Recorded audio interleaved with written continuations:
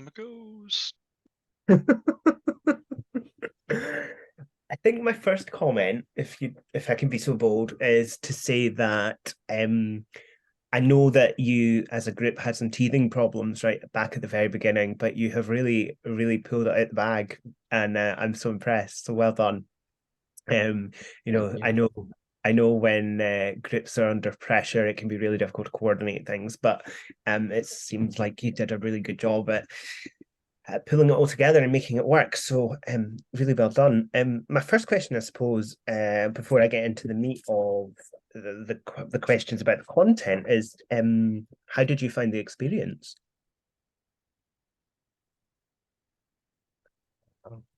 Does anyone want to start? Or should I I don't mind start? starting. Okay. I think at first it was a matter of sort of deciding the direction of where we're going.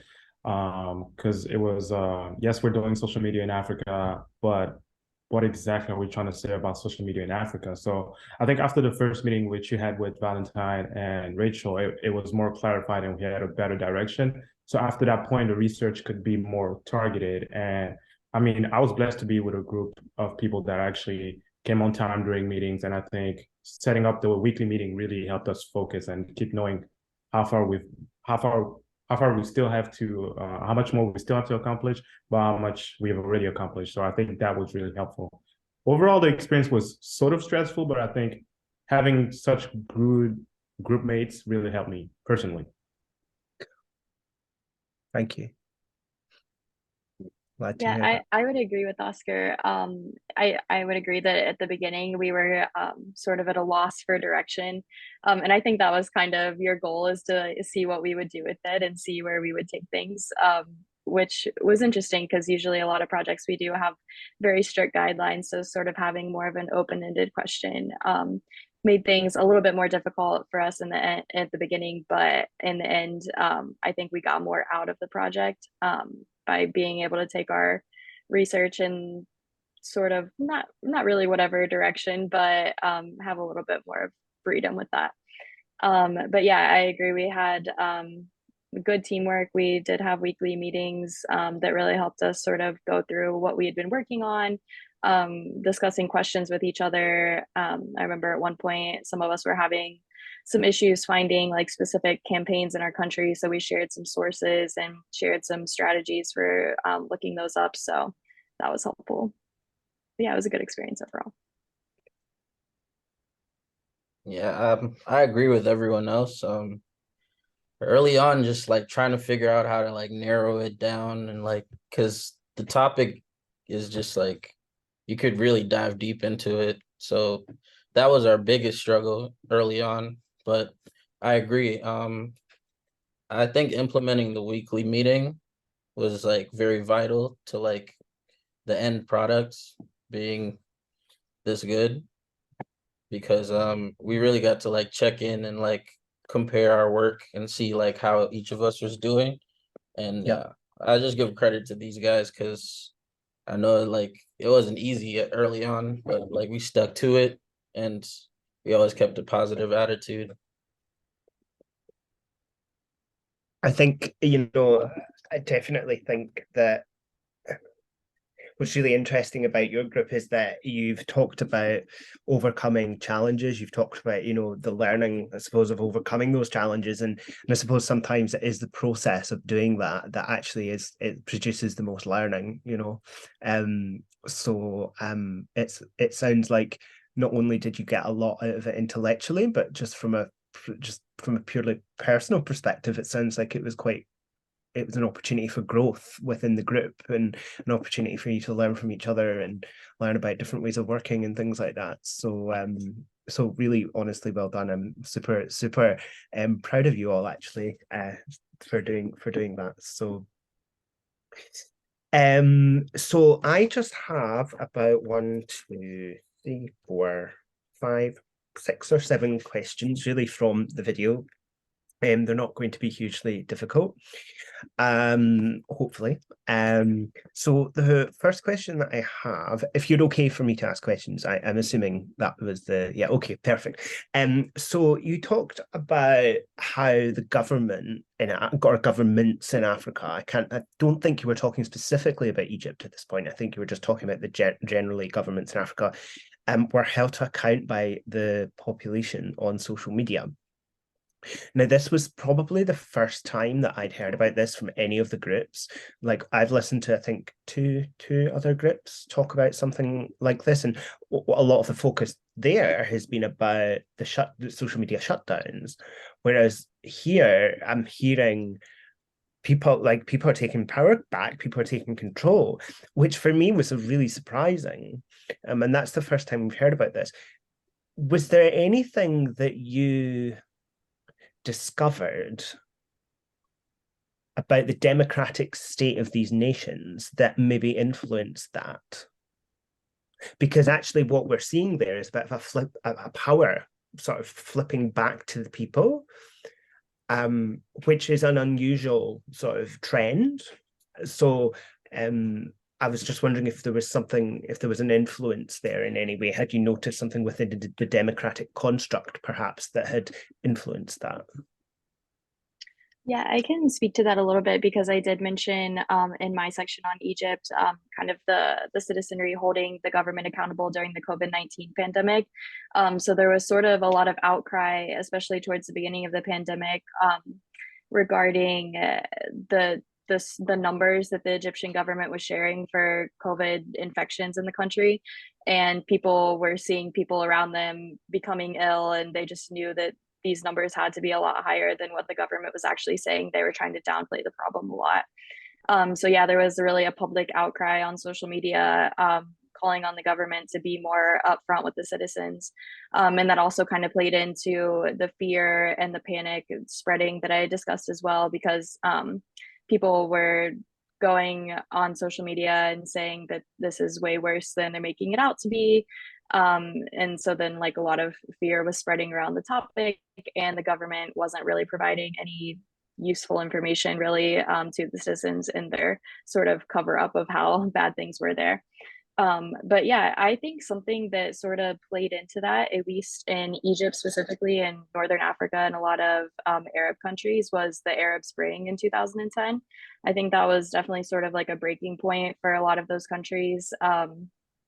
I mean, it was a revolutionary time period where citizens were holding their governments accountable, kind of coming back up and trying to take control, I guess, of some of those their countries become heading towards a dictator like state. So yeah, I think even though Egypt probably isn't the most democratic country, I would say, they definitely have seen the power of the people rise again in recent years. I would say since the Arab Spring, they would definitely been holding their government more accountable, especially with the new constitution that was developed in 2014. It definitely brings a little bit of the power back to the people, which the government was sort of forced to do to keep the peace in the region. So yeah, that's my take on at least my part of North Africa. Yeah, just echoing what Rachel was saying, I think we definitely had instances, especially in Eastern Africa, where internet shutdown is a recurrent thing. You've seen it in Ethiopia. It happened in 2017, 2018, and then again in 2019. So that was one of the trends that we did highlight, like the level of internet usage is kind of varied because of that, because of government intervention in terms of that. But in Kenya, for instance, as I mentioned in one of the slides, the Ushahidi platform itself was an open source software for collecting information and visualizing the sort of post-election violence that happened in Kenya. So since 2008, people have been using sort of social media to highlight this sort of clashes between themselves and the government. So they've been using social media to hold the government accountable and using these different platforms to show that there's this side of government that's not being shown necessarily on TV, but you can see that on social media. So definitely in more democratic settings, you still have that opportunity to actually, voice your opinion and use other forms of social media to express that. Really interesting. I'd be really interested to just to find out, just to go like just for my own, I suppose, curiosity, just to go into some of the granular detail about that and to maybe explore a little bit further about the social constructs that exist around that, because, obviously the governments aren't, if people are willing to, showcase the corruption on social media, they're not that there must be some form of I don't know. These don't sound like people who are very scared. They don't sound to me like people who are hiding, or who they sound like self-assured people who are wanting people to know what's going on. So just what you've done, what the research that you've done here has prompted me to think about some more of the influences around that and the context in which that happens. And I love the fact that you've made me think a little bit more about that. And so I'm really grateful for that. So thank you. Does anyone else have any more to add to that, or will I move on to my next question? Yeah, I'll just to say something real quick. Like you said, like these people aren't scared anymore. I think it's also coming from a place of like being fed up of like the things that are happening in their countries. So it's like social media is kind of like a place where they can like send out like their frustrations and it can be heard. Like the news doesn't report some of the stuff you hear on social media. And there's also the element of fake news, but like if it's coming directly from the source of like the people that are on the ground and seeing this every day, sometimes it can be more reliable than the news.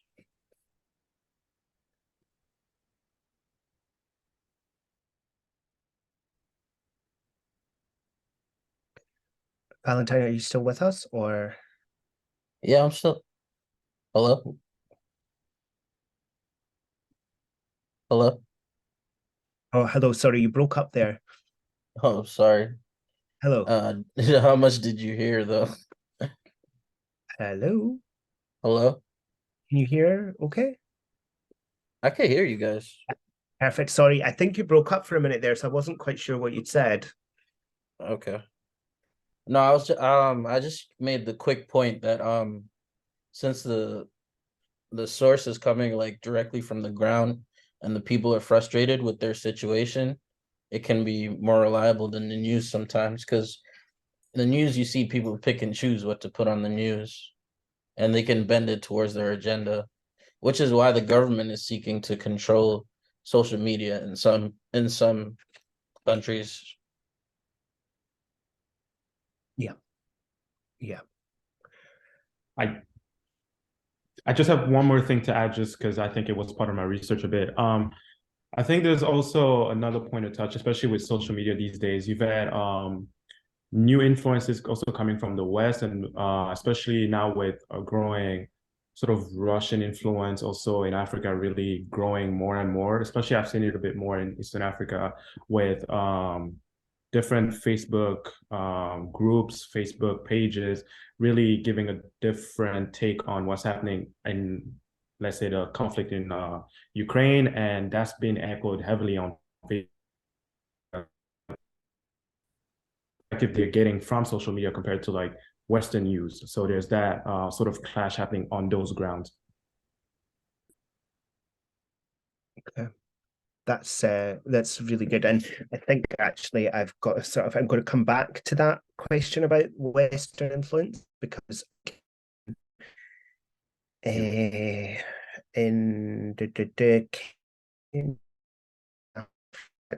I've had a bit of a question about that, but thank you for highlighting that. That's really good to know. So in Egypt, there was talk about that people who've got more than X amount of followers were to be classified legally as a news outlet. My first initial instinct to that was, well, that's a good idea, because I thought to myself, that's going to be quite a good way of regulating, people. So my question is, from your research, did you find this was a good idea in practice, or did you find that this was quite limiting for people?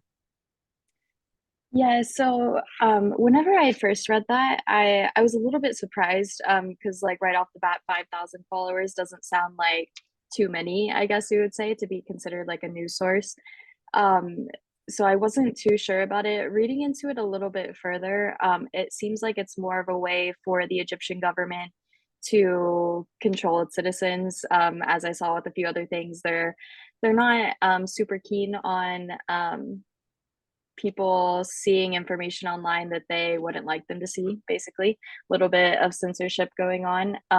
So I personally would say it's the idea itself isn't a bad one, I don't think. I think personally I would up the threshold a little bit, like a higher following, but maybe those accounts should be treated as news sources, especially depending on the type of content they're putting out. If they are sort of advertising themselves as a news outlet talking about current events and things like that, I think that wouldn't be a bad idea to sort of monitor those accounts as news sources. And I do agree with the part of sort of monitoring those accounts for fake news, because obviously we don't want that going out to tons of people. That's a huge problem that we face in the Western world is large accounts on Facebook, Instagram, TikTok, putting out basically whatever they want. Thousands of people are seeing it and just take it for what it is. So yeah, that part of it, monitoring for fake news, those larger accounts, I think that would be fine. In Egypt, particularly, it seems like I said, they're using this as more of like a control tactic. They are basically inciting people for crimes if anything is different from what official statements that the Egyptian government has put out.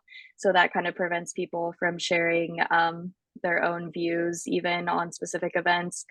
So I don't think that's particularly helpful. I think it's just sort of a way for them to control what the majority of people are seeing. Obviously, if these large accounts know that they're being monitored by the Egyptian government, they're going to be very careful with what they put out for people to see. Uh, so yeah, personally, I don't think the way it's being done in Egypt is a good model for the rest of the world, but I think the idea itself is an interesting one that could be possibly utilized. It's interesting how my naive bias took over there, and I was like, "Oh, that's a good idea." But actually seeing, that actually in that context, maybe not so much, maybe being used a little bit in a more sort of controlling and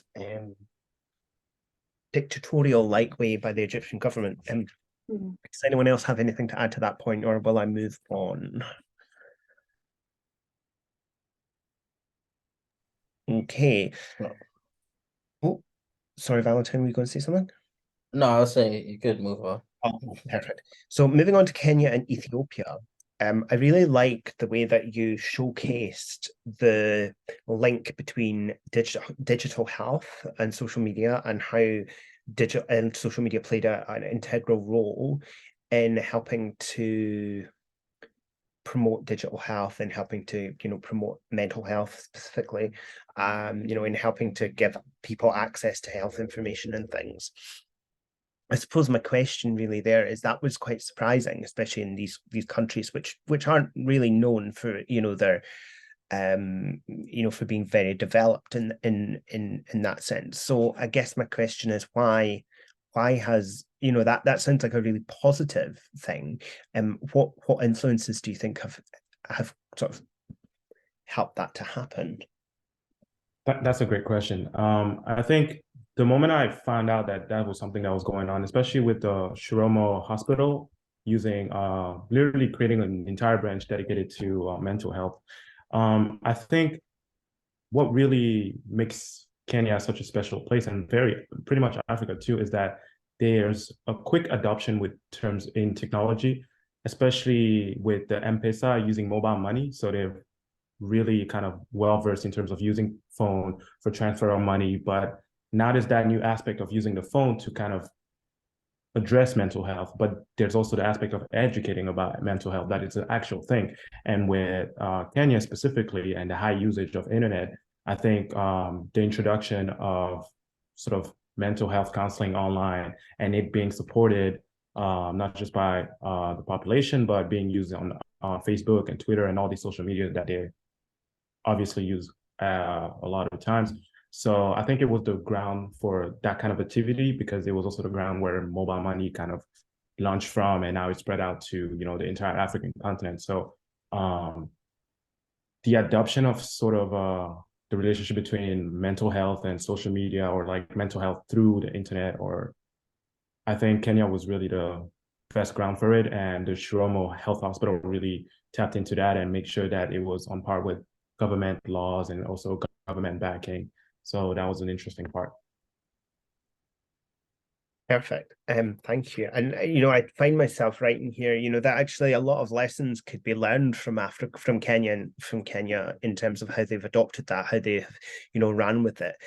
When the presentation was going, I was thinking, do you know what? Like, our healthcare systems in the West are struggling so much, especially after COVID-19. You know, I don't know about what it's like in America, but certainly here in the UK, we are really struggling with the backlog of, you know, medical procedures.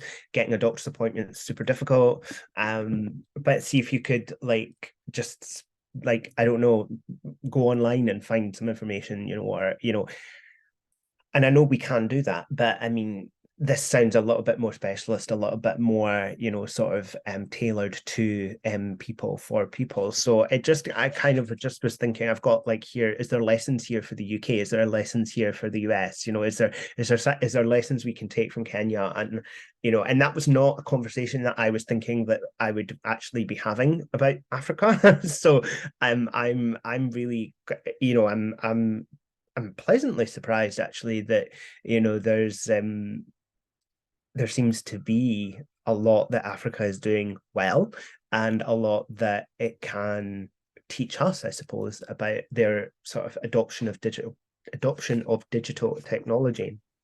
And I was just gonna, sorry, go ahead.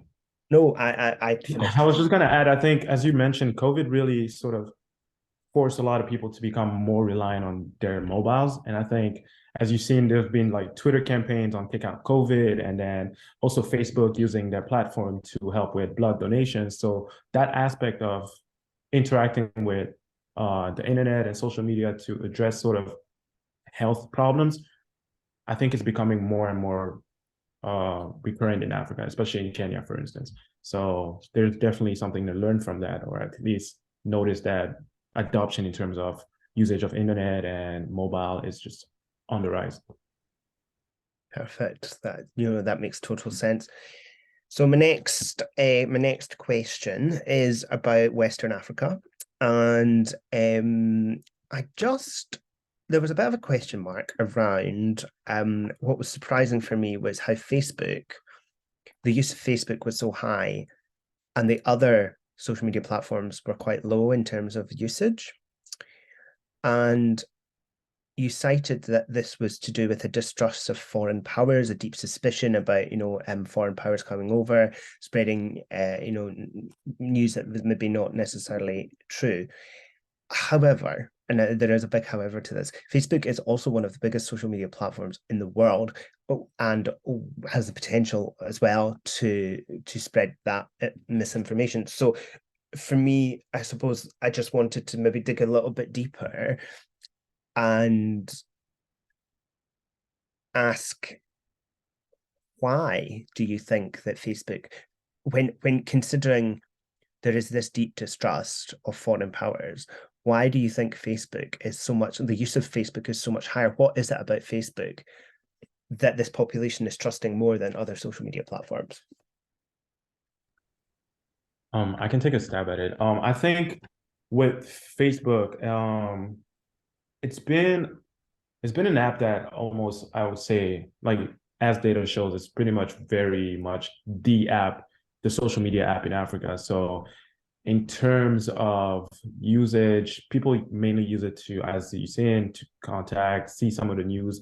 So they kind of have the sort of control in what they want to see by following, liking, and this kind of things. So their feed is sort of shaped to their views and what their friends are talking about. So that's sort of what makes it a platform that's been around, I think, ever since its inception in Africa, it's been the number one. I don't think it's ever lost its place to Twitter, but now that Meta has acquired WhatsApp too, so there's more links being shared from WhatsApp onto directly to Facebook. So that also helps the numbers to keep increasing.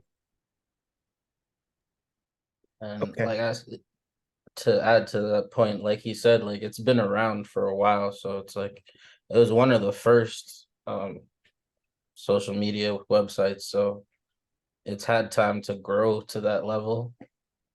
So what Some I'm of the sorry. No, I was just gonna say some of these newer ones still have to grow to reach that level. Yeah. Also, like it was a way for like Africans to communicate with people abroad, so that's another reason. Like, and early on, it was like superior to other social media websites. Others are catching up and like might even be better than Facebook now, but I think that's another reason why that such a big gap.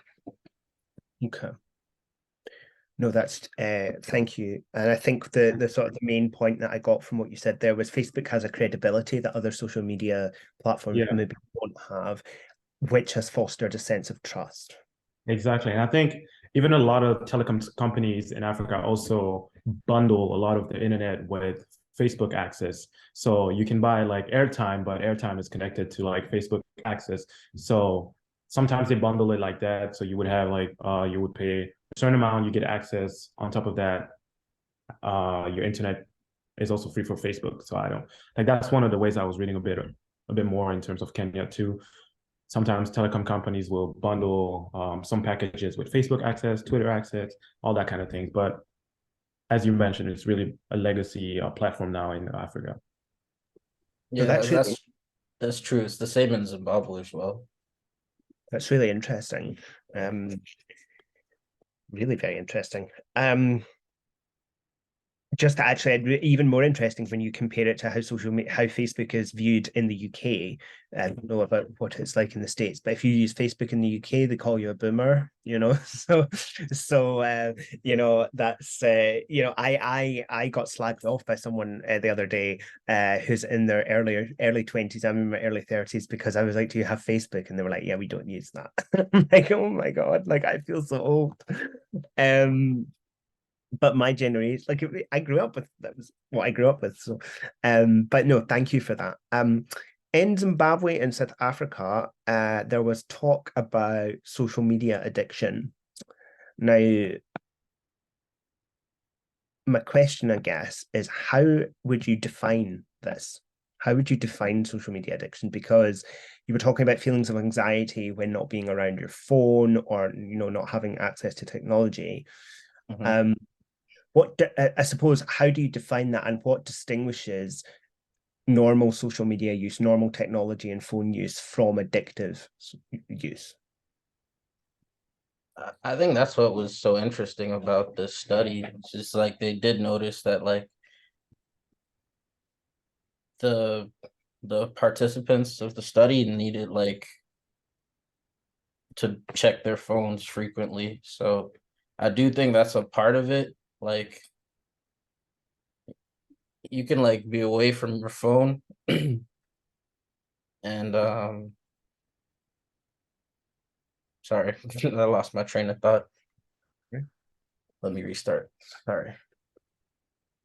Like they couldn't like I'm sorry, I just don't know how to word it. I have it, it's in the top of my head. But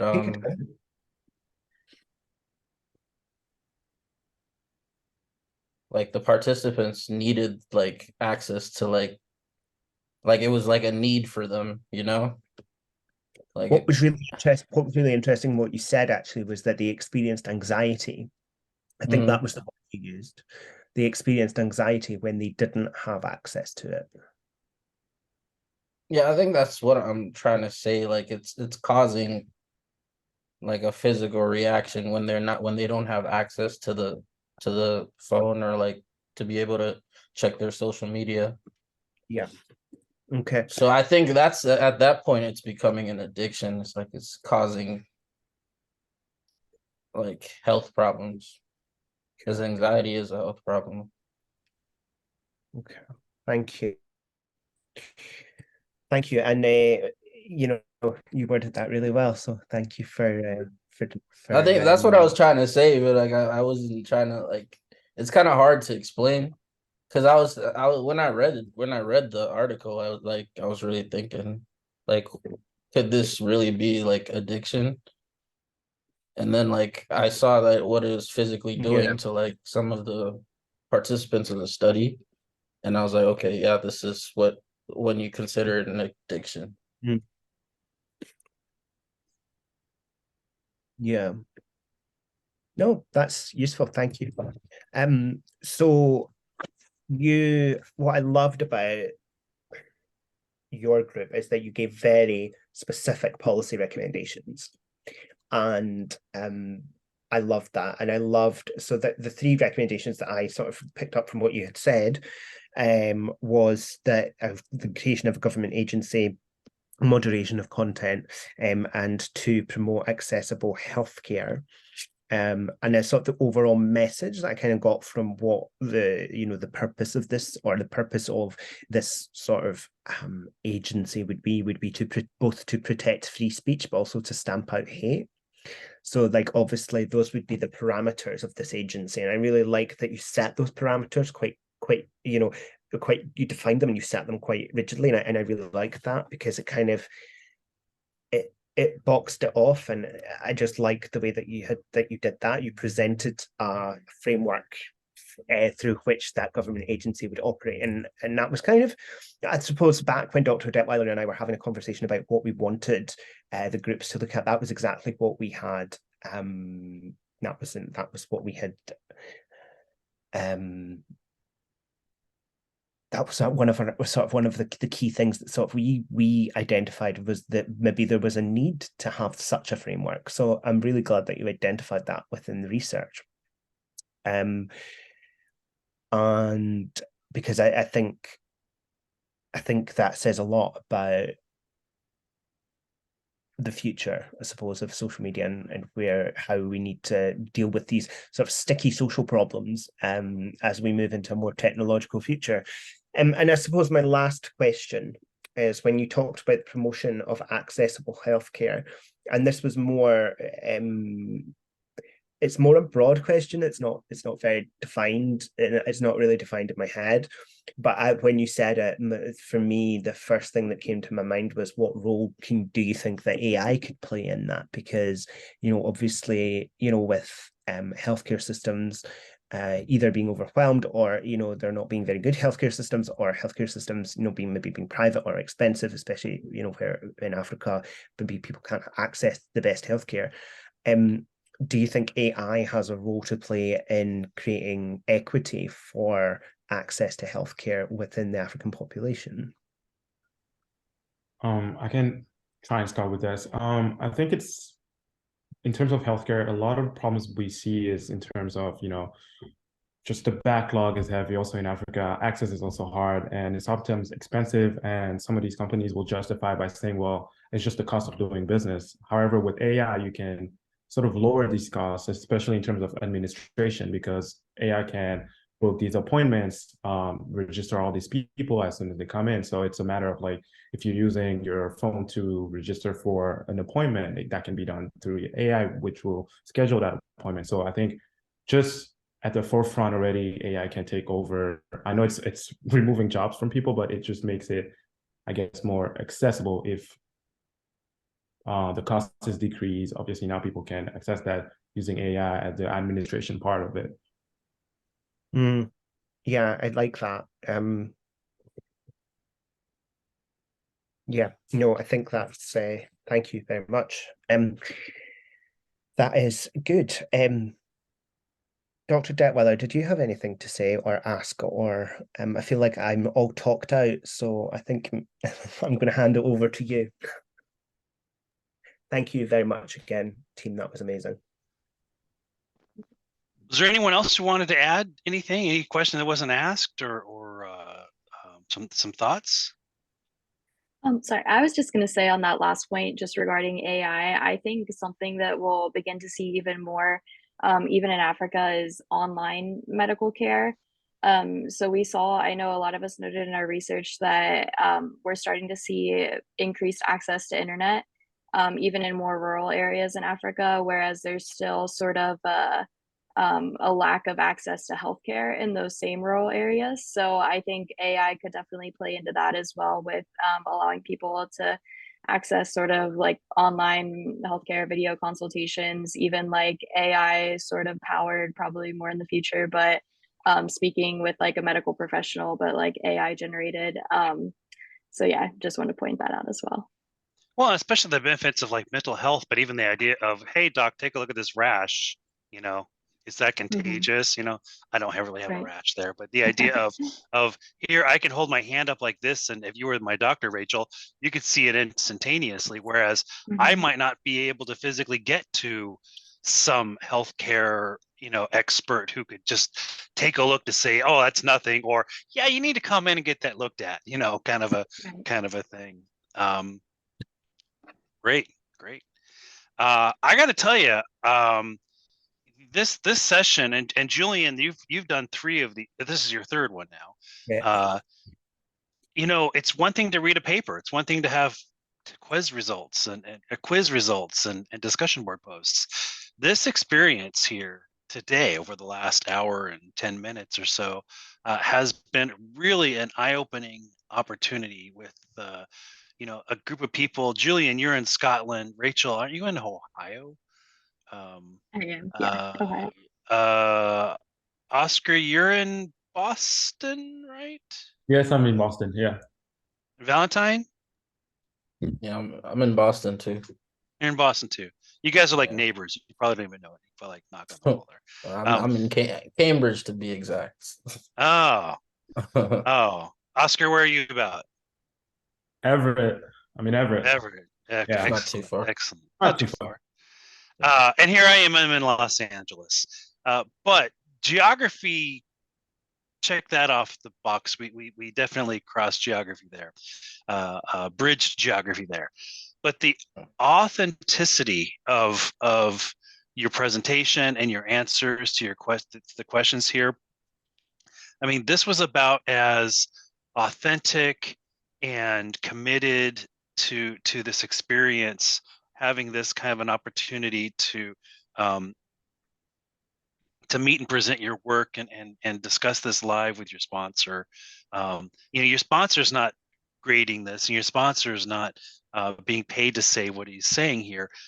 So the feedback and the general interaction is about as authentic as you can get here in terms of this. And I hope that, it's great for me because I've got an authentic sense of what goes into a student's final grade here. You're not saying here's the answer on page 117. Okay, good, you got an A. No, I mean, this was really engaging. And I hope that for each and every one of you, the authenticity, I keep using that word, but the engagement, the authenticity, the nature of this, it made this course notable for you in terms of the fact that it wasn't just something to, oh, I figured it out. All I got to do is X, Y, and Z, and boom, I'm good. I'm done. I don't have to put any effort into it. I'm of the mindset, if you don't think there's effort to put into it, then you're probably not going to think that there's value to pull out of it. What are all 3 of your thoughts on this experience for you? Rachel, you're at the top of my screen here. So Rachel, why don't you go first? Okay, yeah, so I would agree this experience has been really valuable. I haven't really had, obviously we've all had group projects and whatnot, which I feel is usually more of the, okay, we need to do A, B, and C, like you do this, you do this, you do this, and we're done.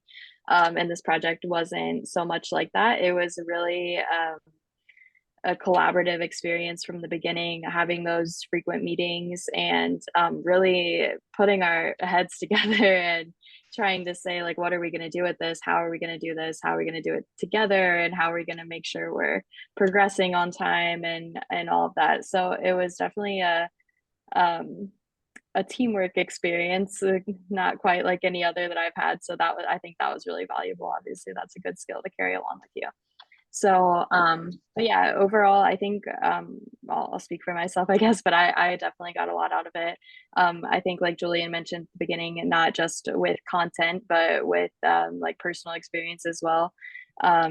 Sort of overcoming those challenges that we had at the beginning, and then our group was talking. I think it was last week or the week before, and we're like, all right, like we're really seeing this like final product come together. Like we feel pretty confident with what we've got going on here. So that was rewarding to see towards the end. And yeah, I think we were all happy with what we produced, and yeah, it was a great experience overall. Great. Valentine? Well, for me, like being the team leader, this is like one of my first like leadership roles. It was like unique for me because like I had a lot of responsibility on me, but I also didn't want to be like too pushy on everyone. I know everyone had their own schedules, deadlines to meet, other classes, some people work. So it was really just finding the balance with everyone else. And really, I felt like the communication was key throughout that whole time. And yeah. Great. Great. Thank you. Oscar, you're 3 of 3.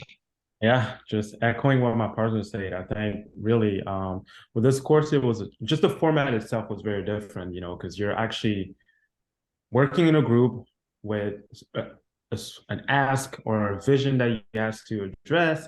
But for that vision to really come alive, it takes everyone to do something. Like everyone had to put in the effort. And I think some skills were really shown, like with Rachel, for instance, really coming out and showing us the skills with the video and just each of us tapping into what we know best. And the weekly meeting truly, like, I don't think I can stress this enough. That's really the crux of our work. Like every time we met, we were able to discuss and see where we were struggling, if we can help each other. Like that experience really made me a better person, I think. Because usually when I work in groups, I'm like, okay, I have my part, they have their part. We come together at the end, and that's that. But with this process, it's a matter of we got to check in, we got to know what we have done, how we can change this, or how we can do it better. Because we know that at the end, we still have to come up with a product that answers the ask, but also that we're proud of.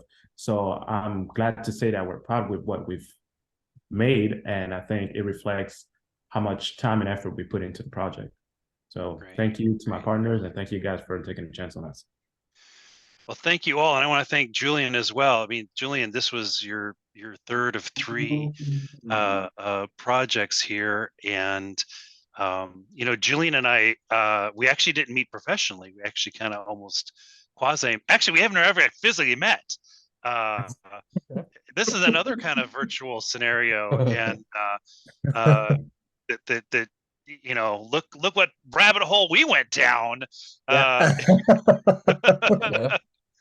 But I think that I'm hoping that between that kind of introduction video where the sponsor introduced himself and the meetings and all these multiple parts, plus we had the weekly live virtual class meeting, and there was a global speaker series, and there was just a lot of different ways. My hope was that it all supported the kind of momentum that was building over the last 11 weeks. I have to admit, Valentine, you were talking about how this is the first time you were a team leader. I have another student, another team in this course, an older student, who was saying that this is the first time that she wasn't a team leader, and it was nice to be an active team member who's not the team leader.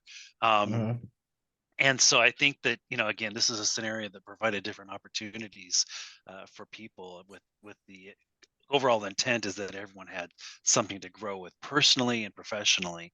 And anyway, congratulations on your work again. Really great job here today, and that video is reflective of a significant amount of research and consideration on each one of your parts. I know we're a little bit over if we were supposed to end here at the hour, but Julian, you're the sponsor. Any final thoughts? I just want to, just my final thought is a quote from yourself, Oscar, and I'm going to quote you word for word. You said, "This process made me a better person," and that is just made me the happiest man alive at the moment, because I am just so happy that something that I was able to help you with helped you to feel that about yourself. And I know that Dr. Detwiler will probably feel the same. It's just it's lovely to hear that